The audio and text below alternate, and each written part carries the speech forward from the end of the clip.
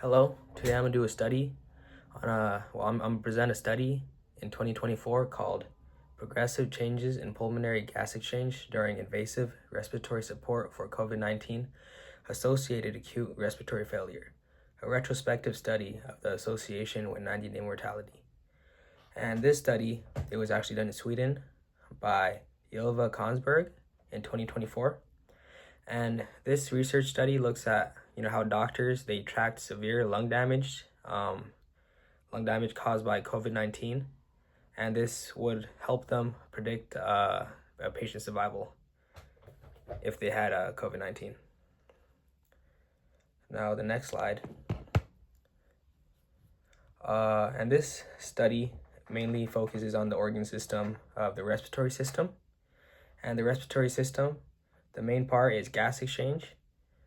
And as we learned in class, gas exchange allows us to get oxygen through the blood while also removing carbon dioxide waste, like in the photo on the top right. In the photo, it shows how oxygen moves out while oxygen moves into the blood while carbon dioxide moves out. And this study goes over that and also talks about acute respiratory distress syndrome, also known as ARDS.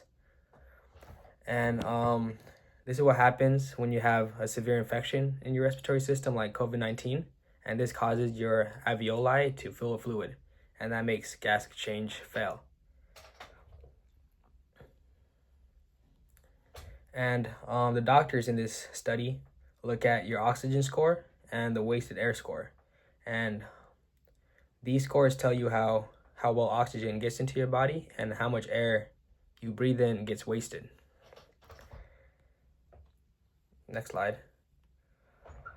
The hypotheses in this study is that patients whose scores, the oxygen scores, continue to get worse in the second week would have a lower chances of survival compared to those whose scores either improved or stayed stable. And they want to see if tracking these scores, tracking the oxygen score and wasted air score, if it'll allow them to predict if you'll die to COVID-19 or if you'll survive. So they'll look at the scores of the first 2 weeks and see if that helps them predict the survivability over 90 days. And the methods, they looked at 130 human patients who had COVID-19 who were in the ICU. And they collected a lot of data on the patients. They looked at 20,000 separate blood gas and breathing measurements over 4 weeks. And this gave them a good picture of what the lungs were like and how much gas was in them based on the CO2 levels. And the two things they really looked at was they wanted to see the oxygen score and wasted air score, so they looked a lot at the CO2 levels in the arterial blood. This helped them measure these two scores. And the next slide. The first graph shows the oxygen score over the first 4 weeks. And as you can see in the blue line represents the patients who survived 90 days. And you can see the score starts slowly rising and stays consistently above around the 160 mark. And the red line, it represents the people who died. And it shows that their score drops and is consistently over or under 140. And this shows a clear separation between the two lines. And it kind of confirms the first hypothesis,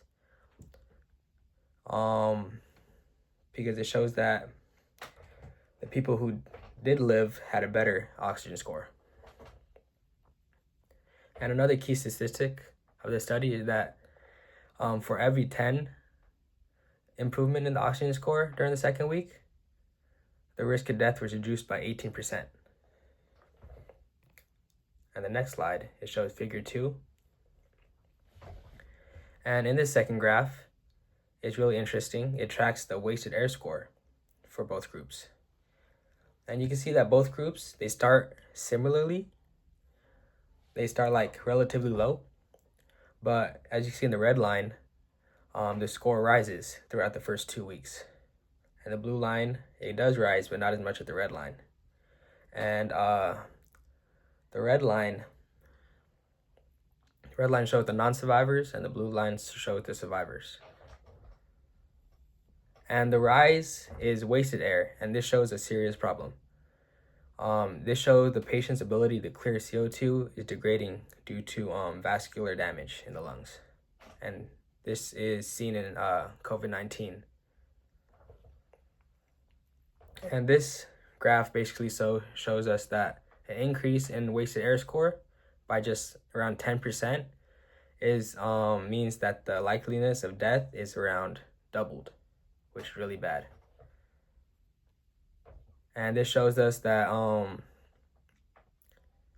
that the wasted air score is actually a more indicator than the oxygen score. Even though they both kind of show it, a wasted air score is a better statistic to see.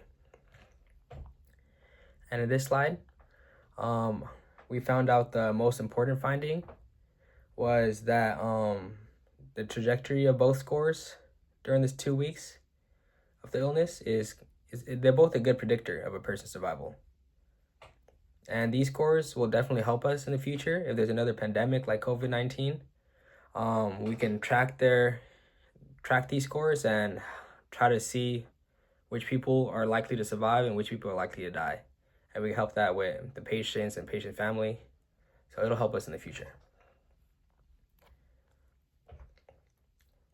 And I'd say the biggest limitation is that the research didn't have very detailed information on the patient's ventilator settings. Things like PEP pressure, which is positive end expiratory pressure. And this heavily influences the P over F ratio.